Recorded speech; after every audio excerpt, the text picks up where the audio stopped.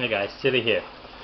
Today I'm going to look at this Multitasker AR Multitool Series 3.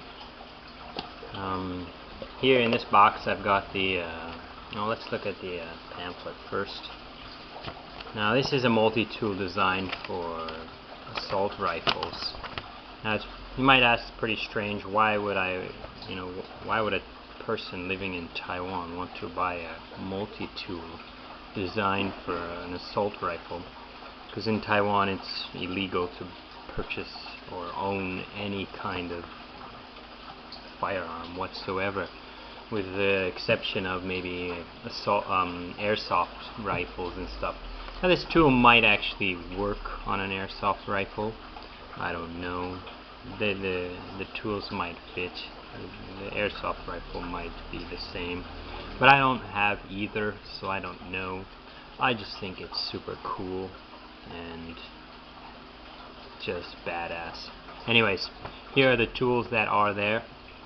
We have a hole punch or pin punch.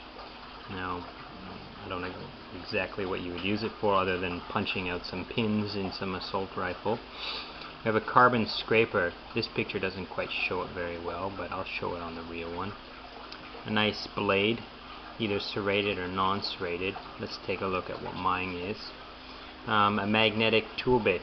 Now this kind of hexagon tooth-shaped thing, I don't know what it's for. I assume there's some screw on an assault rifle that requires that shape. We'll take a good look at it on the actual tool. Now this piece pops out and you can put in all the different standard screw bits. We got a nice hexagon wrench and they call it a castle nut wrench and screwdriver. So this end here acts as a flathead screwdriver, and these guys grip on different aspects of an assault rifle. Now, like I said, I'm no expert whatsoever. I've never even held an assault rifle. So there are a ton of people better equipped to answer questions about this. However, I can still take a look at it and marvel at its fantastic construction. So I put a nice piece of foam in here just to keep it level and stop things from moving around. Let's go straight into the bits first. We got all the different bits. I told you they will actually pop into there. I'll keep them out just in case. Opens up like this. You've got one bit loose. I was wondering where that was. So we've got 10 different size bits. We've got some T's, Phillips, a couple flatheads, and then a range of hexagons. Now, like I said, these all fit into that one tool. So looking at this, let's go from 1 to 6. So number 1 on here is the blade. So got a nice, I believe it's D2. I think all the steel in here is D2. So nice sharp long blade. It's a bit heavy, and using it as a knife it's not the most comfortable. Like holding it like this is quite uncomfortable. I wouldn't think it would be very useful like that. Like this, it becomes very bulky in the hand and you can't get at the jimping. So as a knife alone, I'm sure you can find many knives that'll perform better than this for the knife. However, then you have to carry the knives and a tool. If you're a soldier and you need all these other tools, you'll need to carry both, which will then you'll have to carry the handles of both. So you'll have this handle, and a third handle, which added weight. So the knife's got a liner lock. It seems pretty solid, straightforward liner lock.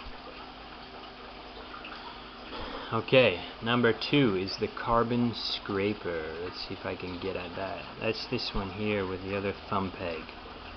Now, I assume they put a thumb peg on it because it's used a lot. Now, if you look at the shape, it's It's got a little L shape and it's rounded off, so I think it works better as for pushing than it does for pulling. Now, I'm not certain, but that's what I assume. So there's the carbon scraper. I'm not sure what I could use this for, but you know, you might be able to use it to carve wood because it's pretty fine. The tip goes pretty fine, and it's kind of like a chisel blade, so I like it. No liner lock though, no locking, but it does lock in there just based on like some sort of spring inside here, or yeah, if you look right in there, there's a small piece that bends up around the curve and then slams down. So it does have a slight locking mechanism. And you can see right here versus there, there's a difference, a big difference. So onward. The pin punch. Now the pin punch is kind of hard to get out. You got to get your finger in on this part, pull it out. Now the pin punch is unscrewable, and the thing about multitaskers, they care about their customers. I have another multitasker and I've asked them to replace this pin punch with a toothpick style hook, and they sent it to me without question. They forewarned me that when I screw it on, it might not be perfectly down. It might come off on a right or wrong angle because it's designed for each individual tool. However, you know, I bought 3 of these and I was able to find the ones that fit each one the best. But anyways, that's that. Onward. Number 4. Over here, getting the finger in there, pull out this guy. This is the castle nut wrench and screwdriver. Now, like I said, this looks like it's got a good harsh grip in here. A few things in there. I don't know, man. I wish I knew, but I know it's for like removing the barrel or something of an assault rifle. It's nice and slow with the old focus. Anyways, here's flathead. It's quite thin. I'm impressed. This flathead goes quite thin. That's nice. I like that. I think that's quite useful. Back over. The next one we have is the hex nut. As you can see, there's a hex here, and there's also another, I don't know what they call that, another wrenching area here and here. I'm going to give this a few seconds to focus in.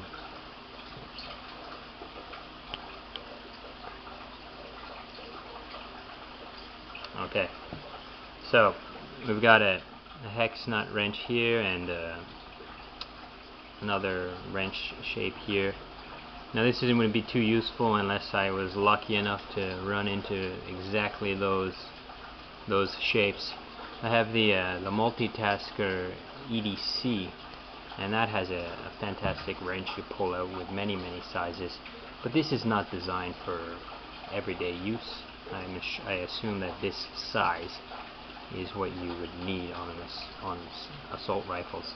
Now the best part, the magnetic 4/4-inch bit driver, rah. So here's the tip. Now when they say magnetic, is this is magnetic. Click, click.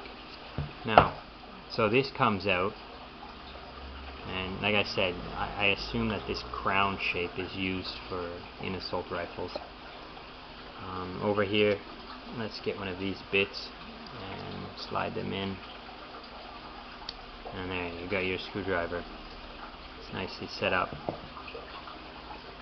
So there you go. And the last part that's not shown on the pamphlet there or the instruction manuals is the gem, and that is the pliers. Now if you look here, it says D2 hybrid bearing CNC billet. Now what that means to those that don't know is that these are two solid pieces of D2 steel. They were not cast, they were not poured, they were just tooled out from a solid chunk of D2. And the reason for that is obviously they have great durability, they're not going to bend or break, but the teeth themselves become much more durable. The teeth themselves won't chip, break, or bend or wear down not nearly as fast as if it was die cast and poured steel. These are tough pliers, and they've added this in the Series 3, these replaceable cutter blades. Now they're not offering replacements quite yet. I assume they're still trying to fill back orders, so they can't really do it, but I've asked them and they've said we'll be releasing these soon enough. So Multitasker Series 3 Multitool, fantastic work. Like I said, strange to buy this if you can't even can't have a firearm. Nobody in Taiwan's allowed to buy firearms, but it's just so fantastic, and how could you not want it? Anyways, thanks. I'll throw some photos of them at the end. Ciao.